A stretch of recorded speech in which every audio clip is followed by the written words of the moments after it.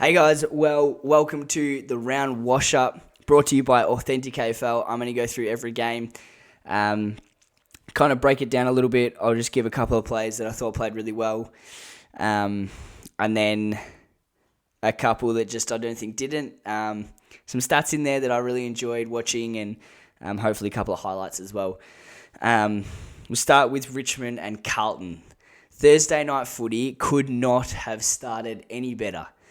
I think having a draw in round one to start the season, the first draw between these two teams since 1972, second largest crowd ever for round one, 88,000, and the first round draw since 2011.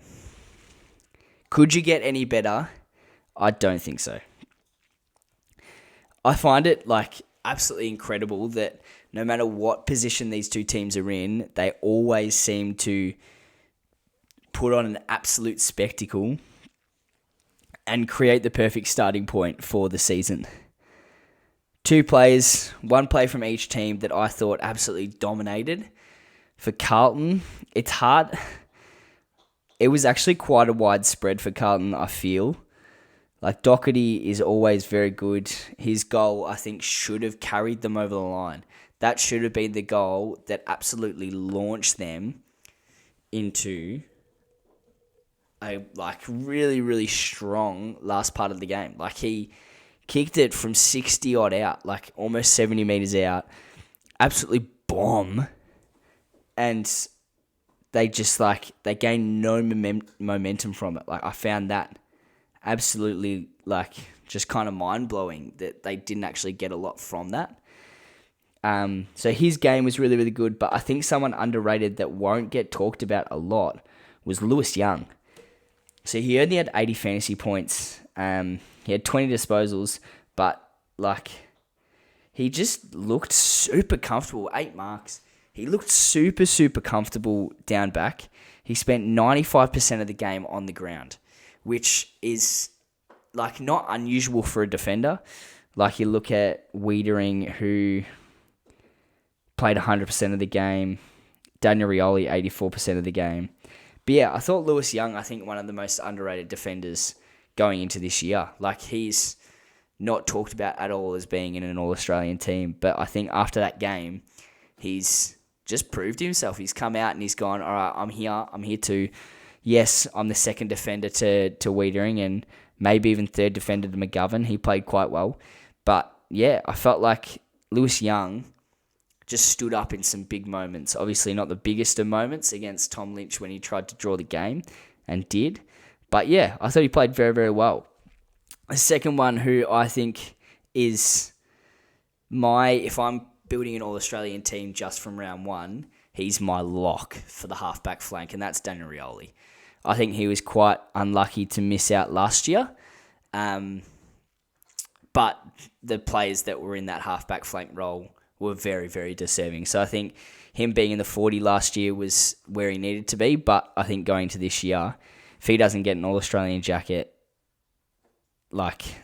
this game was next level for him. The only one thing that he didn't do that he was doing last year was scoring. He didn't score, but he had 27 disposals, 17 kicks, 10 handballs, 97% disposal efficiency, 84% time on ground, 7 marks, 4 tackles, 681 meters gained. He had one of the best games I've seen. He was just everywhere. He was absolutely everywhere, and I loved it. Absolutely loved watching it. It's so good to see him up and about.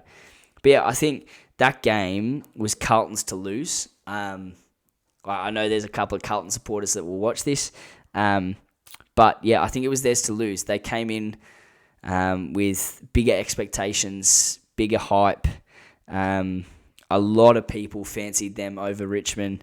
When you look on paper, you go Carlton's the standout. But unfortunately, they let a few bits slip. Doherty's goal should have set them up big time, but it didn't. And there were a couple of other plays like Mackay slipping over, O'Brien running down that wing, did not look up to see Mackay all by himself, and they ended up having 3 defenders on him. You just don't kick to that. You try and keep going or you take some more space.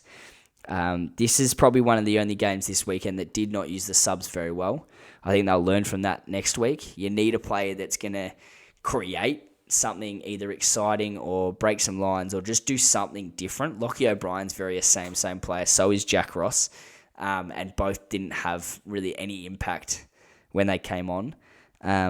Like O'Brien came on for Cowan. I think Cowan could have, yes, a first game player, but I think could have been better suited to play the game out. But yeah, I think they'll look at next week and go, okay, we could have done that better. Like Jack Martin didn't play as well, but I think could have had quite a massive impact on the game. And then same with Jack Ross. He was shocking, I feel. I don't think you bring an inside midfielder for a sub role.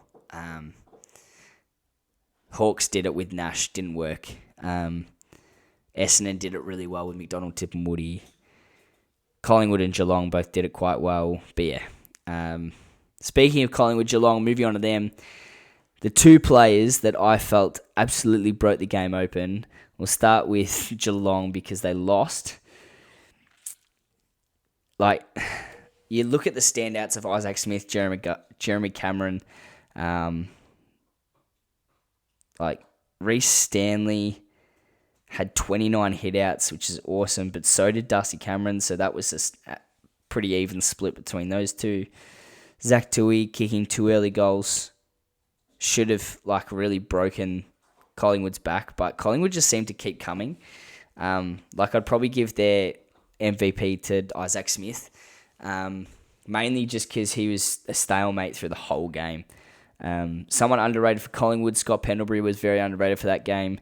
I love seeing him forward of the ball. I listened to Nathan Buckley this morning or yesterday on SEN, and he said the exact same thing, and I was like, awesome, great, I'm on the same wavelength. But I think losing the captaincy or giving it up was probably the best decision for Pendles going into this year. I think him playing more midfield time will allow the likes of De Goey, Dacos, Mitchell, Taylor Adams, Crisp, those guys, to really be able to side bottom, to be able to break some lines and get in the forward half. Pendles, he just had an all-round really good game, kicked an amazing goal. Nick Dacos didn't miss a beat. But I felt like the player that was a standout for Collingwood was Bobby Hill. That's what they missed last year in that game against Sydney, was just some pure excitement. You can see Bobby Hill just wants to play footy. Missed out a lot last year with cancer and battled through that. And the year before that, all the trade period stuff. And I think finally landing in Melbourne, being around family, all of that, I think has really helped him. And taking a bit of time off footy and just enjoying watching it and being involved around a club. Kicking 3 goals. He was just exciting. He seemed like he was everywhere. And even listening to the commentators, they were like, every time Collingwood entered their forward line, they were going to score. And it was literally that. I felt like that was really, really cool to watch and to witness. So it was awesome to see Collingwood just enter their forward line and score pretty much every time. Geelong kind of lost it when Stewart went off, and I think him not being there is going to be a massive loss for them. They need to be able to find something to cover him, whether that's I know this is a massive call, but moving someone like an Atkins or a Holmes or an O'Connor into that role, it's not going to be the same role, but someone who's a really good field kick, who can move well, who can also kind of intercept a little bit as well. They've got Radigalia, he was really, really good. But yeah, I think just Zach Guthrie was not at his best. I think shaving his head was probably the wrong idea, but he looks so much better on the ground with a shaved head, I have to admit. But yeah, it was an all-round good game, a really good round of footy. Geelong Collingwood, very good, but yeah, Collingwood got the chocolates, and you can definitely see why. I won't dive too much into this one, but West Coast, North Melbourne. North Melbourne Looked very good all day. You can tell Clarko's just had an immediate impact, and someone who is just relatable for the players. Like, he's old, yeah, but I think having someone that just knows footy and knows what he's talking about, knows how to communicate, knows everything about the game, and has done a rebuild before, I think is really, really awesome. And Harry Sheasel, Clarko threw everyone off him playing off half-back. He's going to have a Dacos-like year. Absolutely deserves the round 1 Rising Star nomination. And yeah, I think North Melbourne, I think Darcy Tucker still has to come in. There's a couple of players that still need to come in. Hopefully Goldstein has a really good game in the VFL and is able to come back. West Coast are just lacking a lot of things. I think they're lacking some class, and I think missing Junior Rioli is massive for them. But yeah, I think there's not much to say about West Coast. They're going to be down the bottom a lot of this year. So are North Melbourne, but there was some good positive signs from North to see. So be happy with what you saw, North fans. Port Adelaide Lions, I think one of the biggest upsets of this weekend was that.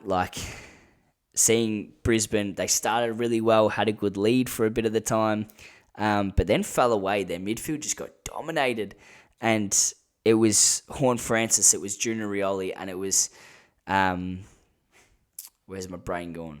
Horn Francis, Junior, and Orazio Fantasia finally fit. Charlie Dixon finally fit.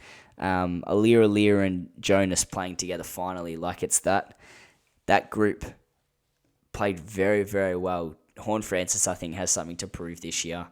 Hopefully he had a nice ice bath after the game. But yeah, I think that group of players played very, very well.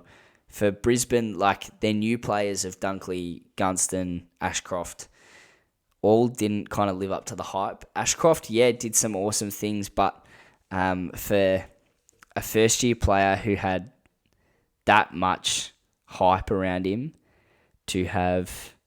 What did he finish with in the end? Fire, you have to scroll a little bit. He had a goal, which was a nice goal, but 13 disposals. 10 kicks, that's pretty good, but he looked a little lost, if I'm going to be honest. Looked a little lost. Gunston, 2 goals, so he had good output there, but he was kind of the only forward. You look at Hipwood, you look at Charlie Cameron, both didn't do a lot. Then even Joey Danaher was unsighted for a lot of the time. Connor McKenna, he'll take a couple of weeks to get back into it, but played really well. There's not much to say about them. Todd Marshall, Junior Rioli, Lockie Jones, Charlie Dixon, that's your forward line. And then Ollie Wines from the midfield, Rosie for the midfield, Pau Pepper from the midfield, Horn Francis from the midfield, George Yardi's forward line. That was an all-round good game from Port Adelaide. You look at their marks: Charlie Dixon, Ollie Wines, Todd Marshall, Zach Butters, Tom Jonas, Ryan Burton, Alir, Trent McKenzie, Miles Bergman. And then you got Harris Andrews, but then George Yardi's, Darcy Byrne-Jones. It's just a takeover game. And Port Adelaide, I think, shown that they can actually be a top 4 team when they play at their absolute best. Now for them is all about consistency. That's the thing they've lacked the last few years, is consistency. Melbourne Bulldogs, what can you say but how good are Melbourne's twos? You look at their B graders and they were elite. Absolutely elite. Their A graders performed very well in Oliver, Petrarca, both in the 30s for disposals. But then you look at Trent Rivers, Tomlinson, Neil Bullen, Jake Bowie, Cade Chandler, Charlie Spargo, they played very, very well. They came in and played their role really, really nicely. Hit-outs for Broads and Maxi, Tim English dominated the game very much for disposals and hit-outs. I had one more hit-out than Max Gawn, but I think if you're looking into next game, I'd be putting Grundy more in the ruck. He only played 69% of the game time. But it's the same problem for the Bulldogs. Their midfield, without Dunkley, is a massive loss. They don't have a lot going for them. And then their forward line again. They need to fix their forward line. There's no consistency. There's no cohesion with Jamara, Rory Lobb, and Sam Darcy. Like, yes, Sam, like Darcy and Ugle-Hagan are quite young, but there should still be... You should be doing this through preseason, is connecting from each other, leading patterns, all that type of stuff. But there was times that they were getting in their way. Their defense hopefully will get better and better as the year goes on. Looked all right with Bruce down there and Liam Jones back. But yeah, Caleb Daniel needs to improve. Bailey Smith kind of didn't miss a beat, but also just wasn't incredible. Like, he had Ugle-Hagan 3 behinds, like kicking 9-11. But then Melbourne just were incredible at their premiership side. They look really good. They still didn't have Stephen May, so with May coming back, they will be even better for it. Yeah, they were very, very good. Sydney Gold Coast, not a lot to say about this game. I didn't watch a heap of it. But, like, Gold Coast just did not seem up to the task from the first bounce. Papley, Logan McDonald, Franklin all had their kind of one arm, just playing with one arm for most of the game and just had a great time doing it. Like Sam Flanders, Ben Ainsworth, David Swallow. Their disposal getters, Chad Warner, did not miss a beat, but 3 behinds. Would love to hear if he can convert those behinds to goals, he'll win a Brownlow quite easily. 713 metres gained, like, that's very, very good. I love looking at metres gained, and disposal efficiency, I think, is pretty awesome. Yeah, like Jake Lloyd, 100%.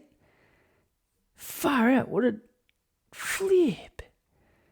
That's amazing. What did Lloyd have disposal-wise? Lloyd had 28 disposals, and he was 100%. He did not miss. Had 15. That's far out. That needs to be talked about. Jeepers. But yeah, no one really stood out for Gold Coast. Their key players didn't really do a lot. King just 1 goal. He'll take a little bit of time. But Anderson, 17 disposals. Rao, 28, yes, but still not amazing for him. I think he could do better. Yeah, they just didn't perform as well as I think everyone expected them to. And Sydney just, I think, came out with vengeance from grand final day. But yeah, moving on to Sunday, the new coaches outperformed all of the teams. The Ross Lyon Cup was quite interesting. But GWS Adelaide, it was cool to see Rochelle and Rankin.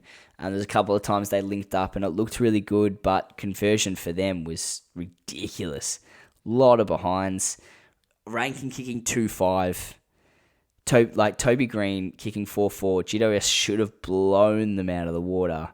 Like 15-16 to 12-18. So reasonable amount of scoring shots for both teams.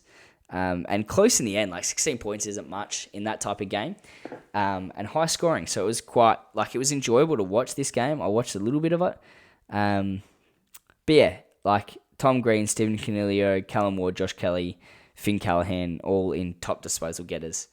Yeah, there's not much to say about this one. Like, it's kind of a game. Like, Canelio, I think, finally got back to some really, really good form. Hopefully he's had a good preseason and can continue this. 810 metres gained, 12 handballs, 20 kicks, 32 disposals, 1 goal, 104 fantasy points. Like, it's a very good game.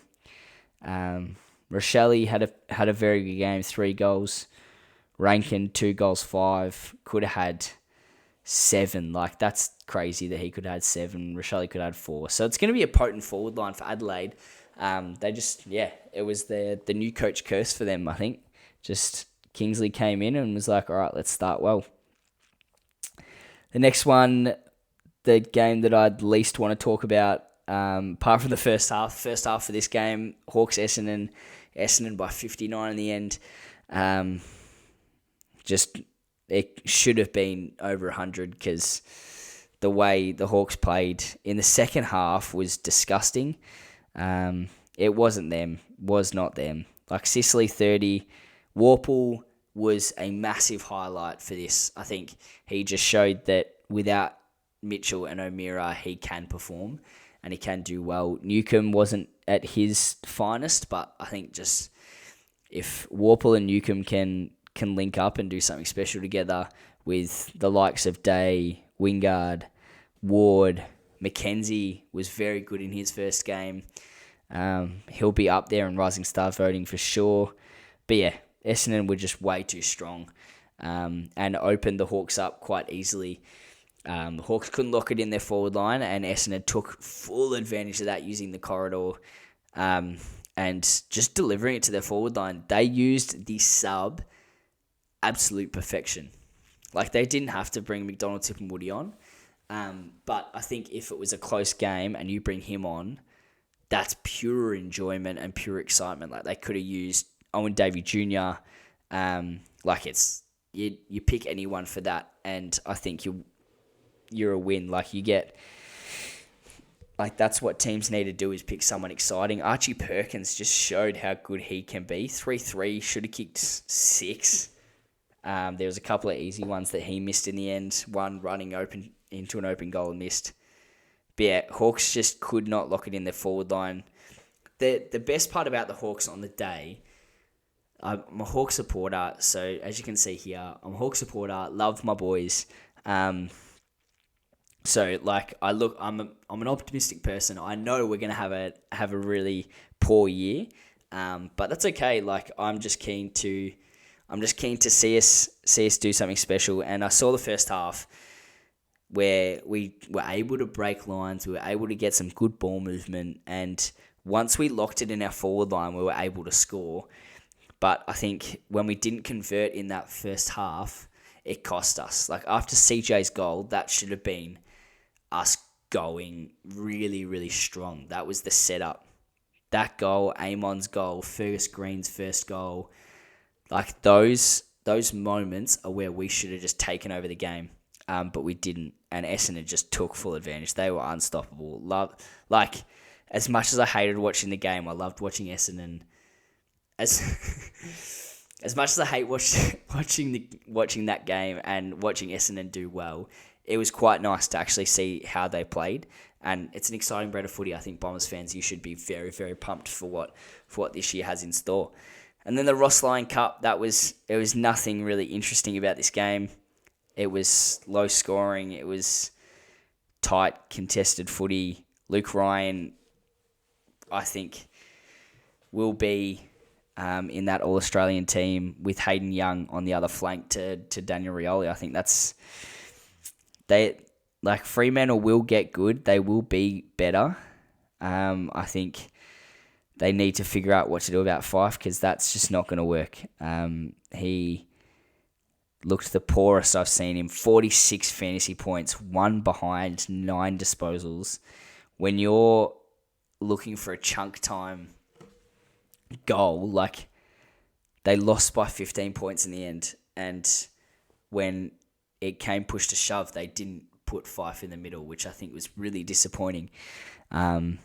Yeah, you want to back your players that are in there, that have been there the whole game, but when the game's on the line, you want your absolute A-graders in there, and Fife is an A-grader. Like, he can do it, and he'll be there. But yeah, Saints were just too good. It's their Ross Lyon Cup, 150th year. They want to start off well, and yeah, they did. Like, it was a good round of footy. A lot of improvements to be made. Like, we're kicking it off with the 2 losing teams in Carlton and Geelong.